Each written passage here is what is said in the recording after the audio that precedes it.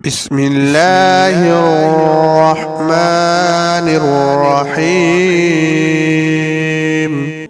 شیروان عادل شکار کے واسطے نکلا اور شکار کے پیچھے اپنے لشکر سے جدا ہو گیا۔ راہ میں جب وہ پیاسا ہوا تو اس نے ایک زمین دیکھی۔ دیکھ کر وہ ایک شخص کے گھر کے دروازہ پر جا کھڑا ہوا اور اس سے پانی طلب کیا تاکہ وہ پی۔ اس کی آواز سن کر ایک لڑکی گھر سے نکلی۔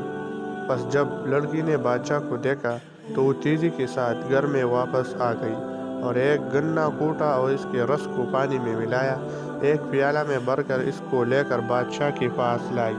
بادشاہ نے پیالہ کی طرف دیکھا تو اس نے اس میں مٹی اور تنکاؤ دیکھا۔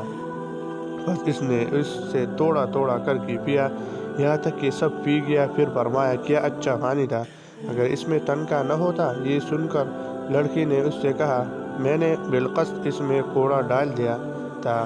بادشاہ نے اس سے فرمایا، تو نے کیوں کیا؟ اس نے جواب دیا، میں نے آپ کو سخت پیاسا دیکھا، اس لیے میں ڈری کہ اگر آپ اس کو ایک ہی مرتبہ میں پی جائیں گی تو آپ کو ضرور دے گا۔ نوشیروان نے اس لڑکی کی تیزی ذہانت اور طباعی پر تعجب کیا۔ اس کے بعد بادشاہ نے اس سے کہا، تو نے اس میں کتنی گنی نچوڑی تھی؟ لڑکی نے جواب دیا، میں نے اس میں ایک گنا نچوڑا تھا۔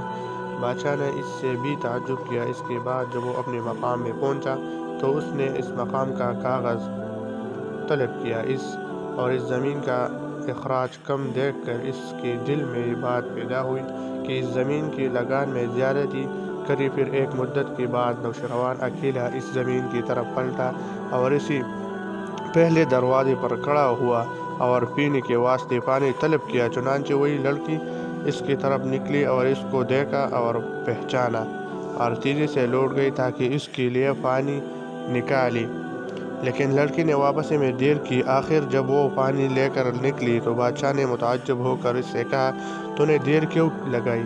لڑکی نے اس سے کہا، ایک گنے سے آپ کی حاجت بقدر رس نہیں نکلا بلکہ 3 گنوں سے نکلا ہے۔ بادشاہ نے اس سے فرمایا، اس کا کیا سبب ہے؟ اس نے جواب دیا، اس کا سبب حاکم اور بادشاہ کی نیت کا بدلنا ہے۔ بے شک میں نے سنا ہے کہ جب سلطان کی نیت کسی قوم پر بدل جاتی ہے تو ان کی برکتیں جاتی رہتی ہے اور ان کی بلائیاں کم ہو جاتی ہے۔ یہ سن کر نوشیروان ہنسا اور اس کے دل میں خراج کی زیادتی کا جو خیال آیا تھا اس کو دور کیا۔ پھر اس نے اس لڑکی سے نکاح کیا کیونکہ بادشاہ کو اس کی اس ذہانت سے تعجب ہوا تھا اور اس کا یہ فصیح کلام اس کو پسند آیا تھا۔